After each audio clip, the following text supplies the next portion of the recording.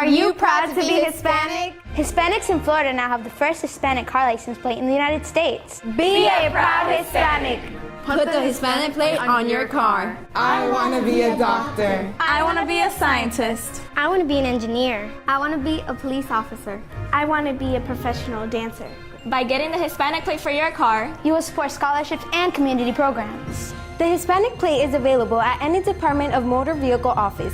Call now at 321-277-0850 or visit HispanicAchievers.org. I've always had my own style. Yes, she definitely had style. But in fashion merchandising at Sanford Brown, I learned how to make it a career from industry professionals like Miss Cooper, who was really supportive. Textiles, design, marketing.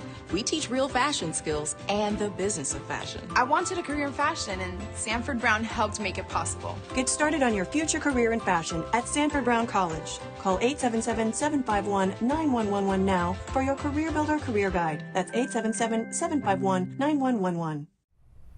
Hi, I'm Danny Ramos, and welcome to this week's edition of Hispanic SpeakOut TV, brought to you from the past 14 years on Channel 49 on Bright House Cable.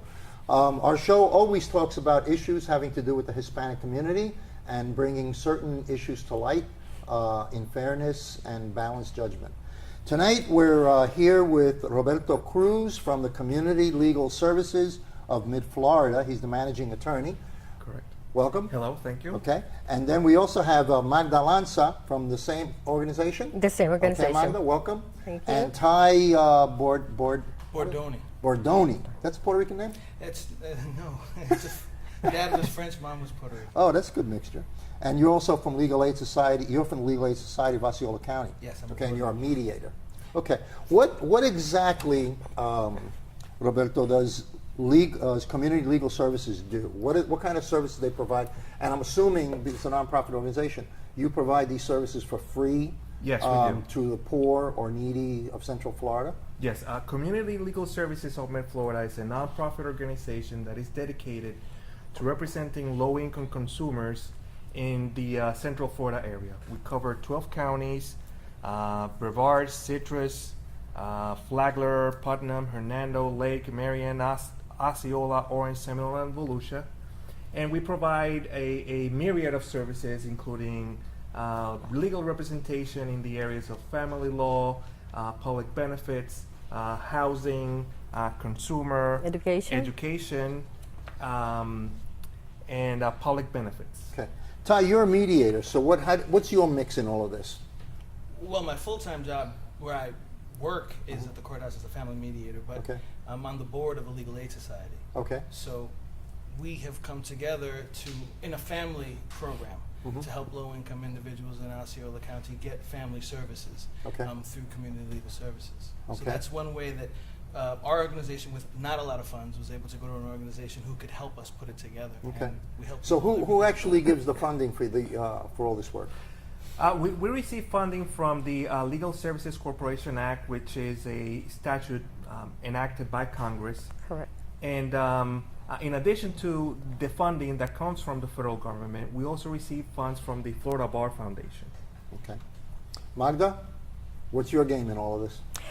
Well, we just came here before, the all the TV, watchers, and we're just going to be talking about some of the issues that we have that the community are facing regarding foreclosures. Okay. And we would like just for people to be aware that we provide services to low-income people. Has the foreclosures been disproportionate with Hispanics? I mean, there's no question that we went through a major financial vibration in this country that was based upon the collapse of the real estate market. Yeah, unfortunately, the numbers don't lie. The Hispanic and the African American community has been hard hit by the foreclosure crisis. Most of our minority populations develop their capital by purchasing a home, and that's we have lost a lot of power, economic power and influence because of the loss of these homes, unfortunately. Yeah. Well, most of the middle class of America is based upon the housing market. Correct. The United States just lost its position as the middle class of the world. Correct. We are no longer the leading middle-class society of the world anymore, which is something which is really a trauma for the country, because the middle class subsidizes the United States of America. Without a middle class, there is no United States of America. So we are sliding. You also mentioned that you do family, you're involved in family law. That includes things like spousal abuse and handling that? Yes, especially we provide services for people who are involved in domestic violence issues, regardless that is a female or male. And the person can call our number. We're gonna be given the number to call, and they can look for advice. And sometimes we can provide representation to the person. Usually, if there's a domestic violence issue, the person will contact our office, and we can represent the person in court, related, to the domestic violence and the solution of marriage. Does that person come to you directly, or does it come through another organization? They can come to the shelter, or they can also call community legal services. Okay. Yeah, both So so you do get referrals from people like Harbor House and other organizations like that. Yes. In order to represent someone. Correct. Help Now of Osceola, or just your local shelter would be able to refer you to community legal services for assistance. Okay. Go ahead, please. Okay. Or they can call also if they don't have the time to call to go to the shelter. They can also call our offices, because we're going to be there, to assist them. Yes. Let's talk a little bit about one of the big issues that faces Hispanics in Central Florida and the nation, which is immigration reform.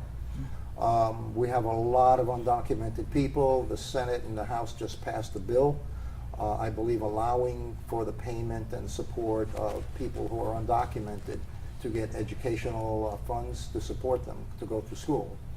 You mean individuals who came here as children? They didn't come, but their parents brought them. Those individuals, right? Yeah, and that to me has always been a very big issue, because parents have brought in children here when they're babies, and they're technically undocumented. You know what I mean? So, and they're Americans. So what do you do with them? You send them back to a country where they don't speak the language and don't know the culture. So that's really a black hole. It's in our society that needs major adjustment. What do you do for people that are undocumented? Do you have any kind of services for those people at all? Any kind of advice or anything? In terms of what Community Legal Services of Mid-Florida provides, we do provide some assistance to people that are permanent residents. Okay. That's the general rule. Okay. However, so because you're funded by the government, you cannot provide services to people who are technically here, not legally. So you're limited by the funding source. We're limited, exactly. Yeah, the person will have to show that the person is has some documentation and be a permanent resident of the United States. Now, however, we do have some situation in which we can provide services, especially in cases of domestic violence, in which the person called community legal services and can prove that the person has been abused, but there's some requirements. I want to clarify that. As far as the requirements, the person has to show that even though the person doesn't have any documentation in this country, that the person is married to a U.S. citizen, that the person is subjected to abuse, and the person has been residing in the United States. If the person is married to a U.S. citizen, doesn't that make the person a U.S. citizen? Not necessarily. Okay. Not necessarily. So where's the gap there? You guys are lawyers. So a person can be married to a U.S. citizen, but doesn't mean that the person who is undocumented also has the same status in the United States. So, why are people rushing to get married? They're looking all over the place for people to get married to. We do have situations, and even in legal services, in which we have people who have called and they have been married to someone, a U.S. citizen, and they have been kept in the dark, and they have been submissive to the other spouse, and the person has not been able to do anything regarding the status. So in that situation, the person can reach out to us, and we can assist a person regardless of the status, because we do receive some grants through the VAWA, which is the Violence Against Women Act. And that allow us to provide services to the person, even though the person is undocumented in the United States. Okay. But it must be married to a U.S. citizen, it must be subjected to abuse, and must have been resided in the United States 3 years. Okay. Doesn't matter in what stat. Even if the person came as a visitor to the United States and then lapsed on the statute, or the person came through the border and came to the United States. What are the areas do you serve in? You mentioned education. We serve, we serve education. As far as the education, we assist some of the parents who have some problems with and issues with school, in which the children has been, let's say, target or have been stereotyped as having some kind of mental issue, or they have some kind of disability, or Correct. So any special education matter would be handled by us. For instance, if you have a child like I do with autism, and they would have some need for some special treatment in the school through an independent educational plan, then they would be serviced by our organization in order to prepare the plan, present it to the school, and fight for the child. Okay. Any other areas that you cover? Well, you know, I'd like to touch base on the Legal Aid Society of Osceola County. Right now, primarily helps family issues. But in time, as there's funding and as we can expand the services, there are other areas we'd like to work on. Landlord-tenant, debt issues, consumer debt issues is a personal favorite of mine. I share that with Roberto. I know you also work on that. What is the thing there in consumer debt issues? What's the vulnerability? High interest rates, or just? Well, a lot of it has to do with what we call zombie debt.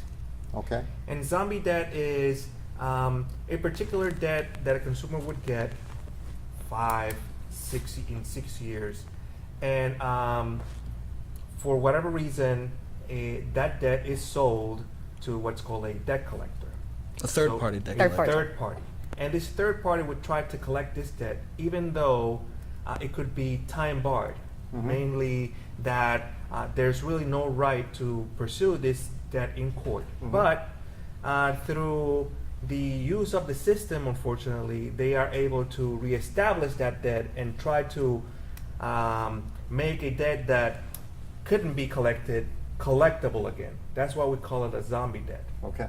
Now, they don't make it collectible legally. They just are aggressive in trying to collect and intimidate. Exactly. They intimidate people, or they ask them to send just a $10 payment on a $5,000 debt, and just with making that specific payment, that low payment, you're reestablishing the debt, meaning that a debt that was already dead is now alive. It's now alive again. Oh, because it's not alive. Said, yes, I owe this debt. I admit it. And by the same token, one of the major issues, I think, is people just simply don't know their rights. Okay. And so if you get sued in small claims court, typically, and they bring and this third-party debt collector has purchased your debt for pennies on the dollar, and they filed against you, but they haven't filed necessarily properly, or you simply don't know that the statute of limitations has expired on the debt, or you simply don't know to ask, do you have the original contract? Something as simple as that. Yeah. Folks just don't know. Yeah. Or sometimes I see folks who are retired and who are on a fixed income, who are uncollectible, sign. Yes, I'll pay $250 a month. It's sad sometimes. Yeah, it's just things like, if you're in Social Security, they cannot garnish or take away your Social Security funds, but people don't know that. That's important. And they agree to pay without having any need to pay. Okay, listen, we've run out of time, but we'd love to have you come back. That would be good. I think that you've given a lot of important information to the community, and we'll make sure it gets out there. Thank you, Roberto, Magda, and Ty. Thank you for having us. And, are we going to give phone numbers? Yes, are we gonna give it's, phone the legal, numbers? it's the legal community legal services, and the telephone number is 407-847-0053. There are a couple of other numbers for the public. Go right ahead. The first one is our helpline. That's a number for every call. It's 1-800-363-3733. 2357. The second number is specifically for foreclosures. And for foreclosure cases, we have 1-855-523-9150. And if you're in the Kissimmee area and you would like to come to one of our workshops, we have them every third Thursday of the month. And the number to call is 1-800-984-2920. And you just dial 5 after that, and you will be registered for our workshop. Well, I just wrote down all 3 numbers so that I can put it in our email blast to make sure that it's out there properly besides the show. Thank you again very much. Thank you for the Thank you for having invitation. us. This is Danny Ramos, and we're going to take a station break right now, and you're going to get some propaganda from us. So stay tuned, and we'll be right back. Before I became a graphic designer, I thought I only needed to master the software. The computer can only do so much. But at Sanford Brown, Ms. McCarthy helped me develop my eye for design. She even shared her own professional experiences. The adventures of a real-life graphic designer. Prepare for your future career as a graphic designer at Sanford Brown College. Call 877-918-6444 now for your Career Builder Career Guide. That's 877-918-6444. Are you proud to be Hispanic? Hispanics in Florida now have the first Hispanic car license plate in the United States. Be a proud Hispanic. Put the Hispanic plate on your car. I want to be a doctor. I want to be a scientist. I want to be an engineer. I want to be a police officer. I want to be a professional dancer. By getting the Hispanic plate for your car, You will support scholarships and community programs. The Hispanic plate is available at any Department of Motor Vehicle office. Call now at 321-277-0850 or visit HispanicAchievers.org. I've always had my own style. Yes, she definitely had style. But in fashion merchandising at Sanford Brown, I learned how to make it a career from industry professionals like Miss Cooper, who was really supportive. Textiles, design, marketing, we teach real fashion skills and the business of fashion. I wanted a career in fashion, and Sanford Brown helped make it possible. Get started on your future career in fashion at Sanford Brown College. Call 877-751-9111 now for your Career Builder Career Guide. That's 877-751-9111. Welcome to Hispanic SpeakOut TV on Bright House Cable Channel 49. I am here, my name is Maria Padilla, and I am here with Sheila Asencios, commentator, to speak with Jose Bosque, who is the former career counselor for POPS, which means Professional Opportunity Program for Students. So he was worked for 6 years with POPS, helping mostly at-risk students try to gain exposure and opportunities in the community. Welcome, Jose. Welcome. How are you doing, Carlos? Can you tell us, I understand that you are no longer with POPS. Yes. And after 6 years. So you want to tell us why you're not with POPS anymore? Yeah, basically, I've been working this program for many years, trying to help the African American community, the students from high school, to get them to college. Finally, I got the opportunity of my life to get Latino kids to be involved in the program. It's a great program, by the way. We've been doing this for many years, and we've been very successful in regards to getting kids to college. And in a brief synopsis, how did this program begin, and what compelled you really to be a huge supporter and then become a part of it? I used to be a member of the Senate, working with Senator Gary Siplin, and he started this program many years ago. I helped the whole process, how to get the program into Orange County schools. We got schools, we got different resources. We got money from the Florida Senate and from FEMU, and we were able to get the program going in 7 counties in Florida. And why I always wanted to be a career counselor to help kids to get to college. Wonderful. And this was a great opportunity for me. And the program was not only for African American students. I understand that you also did a great job of trying to recruit Latino students to the program. that was in the beginning, that was the purpose, to get 2 communities together, like we did to get the senator elected. We got 2 communities, African American and Latino community, together, and we got him elected. Now the process was to get a program that can work with both Latinos and African American communities in the school system, public school system. Now I have a question. So tell me the different efforts of POPS and how and what the effort was recently when you had, your situation with Pops that basically made you leave? Well, we are in the schools every day training kids to become better citizens and also training them so they can do internships during the summer. They usually do internships with the mayor, with the Senate office, commissioners. They are going to be the next leaderships. We've been training leaders for the future. And again, this is the greatest opportunity that we had to have Puerto Rican and other South American kids to participate, all Latino kids to participate in the program. And so what we were doing is basically helping them out, and there was a very good success in regards to getting them to college. Last year, my success was 100% of my students went to college with scholarships. Right, and what did you do? Did you guys take, what were your efforts at the university? One of the ones that we really like is the college tour. Okay. Where we go, and we usually go out of state and go to different colleges and introduce the kids to the college life. That way they can see themselves there, and when you see yourself there, eventually might get there. Yes. Very important. And on this college tour, how did that go? This year. This was the first time you did this, is that right? No. We've been doing college tours for several years. This was the first time that we did one in the state of Florida. We always go outside. And this was the first time that we have this staff that was taking care of us. And also the first time that we have a school with Latino kids going to the tour. So we had Liberty High School participating, and it was about 18 students from Liberty High School.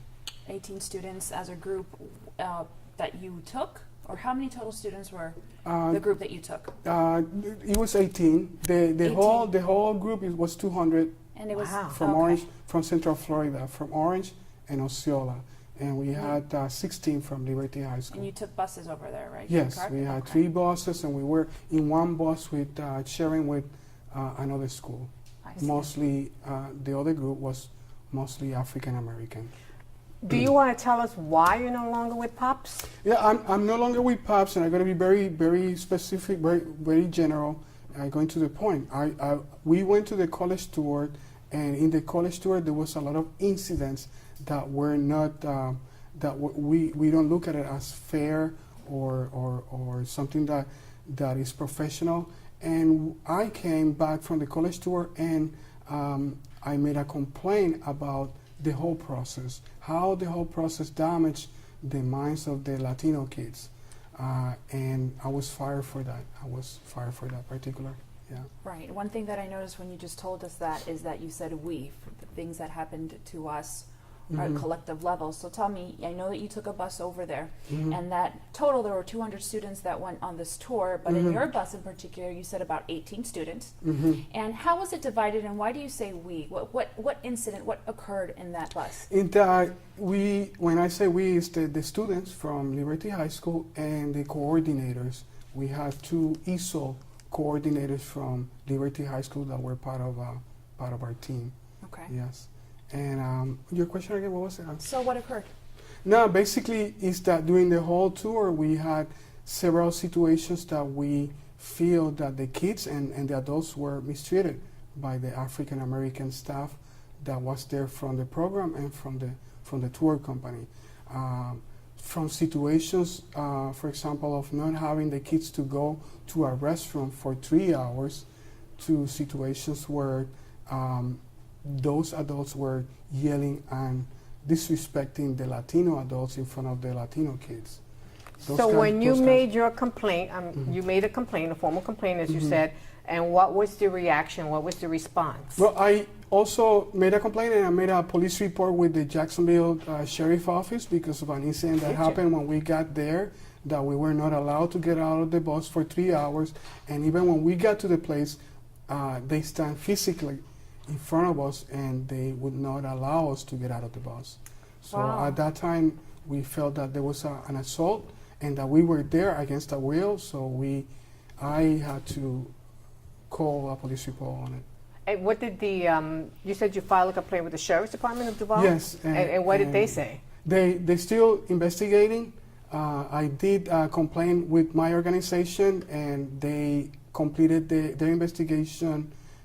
Nothing happened, but they never questioned any of the people that were involved. Like they never questioned the kids, they never questioned the Latino adults.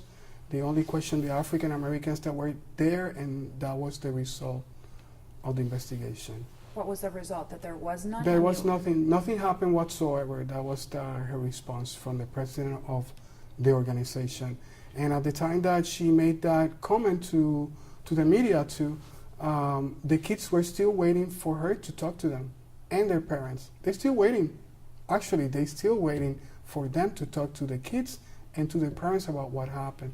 Wow. So you don't feel like you had any kind of real response to your complaints from either the sheriff's office or from the people within the program? No, the sheriff, they were very helpful. It's just the difficulty that they have because everybody in that particular report are from different counties.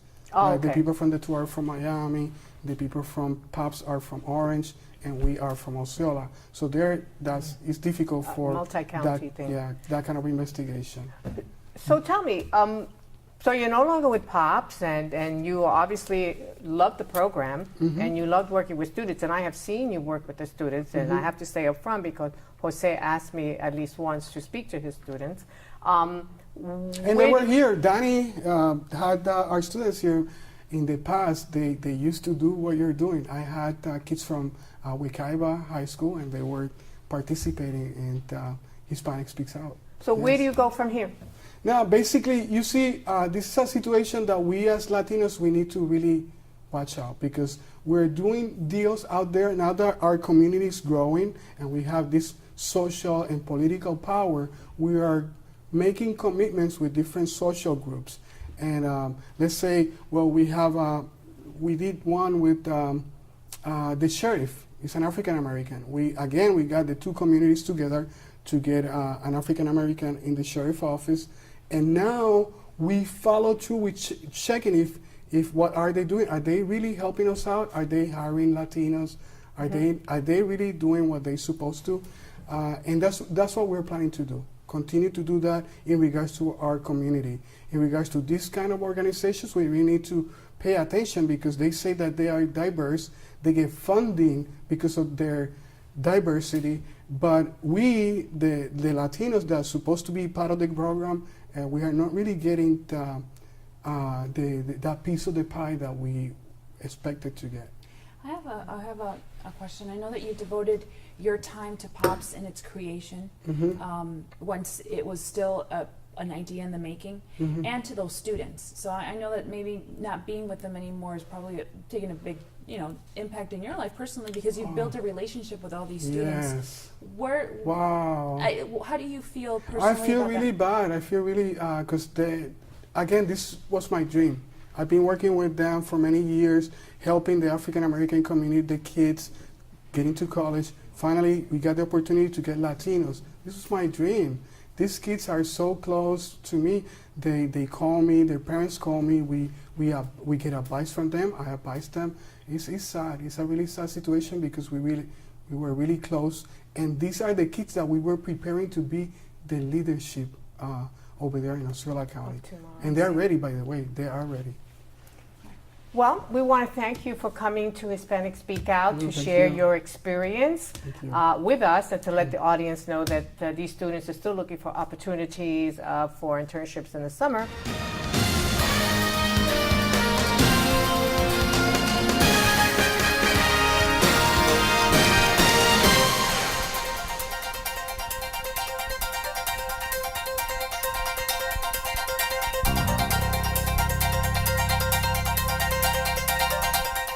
Are you proud to be Hispanic? Hispanics in Florida now have the first Hispanic car license plate in the United States. Be a proud Hispanic.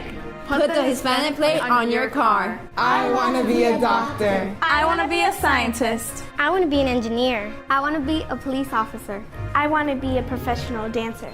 By getting the Hispanic plate for your car, you will support scholarships and community programs. The Hispanic plate is available at any Department of Motor Vehicle office. Call now at 321-277-0850 or visit HispanicAchievers.org.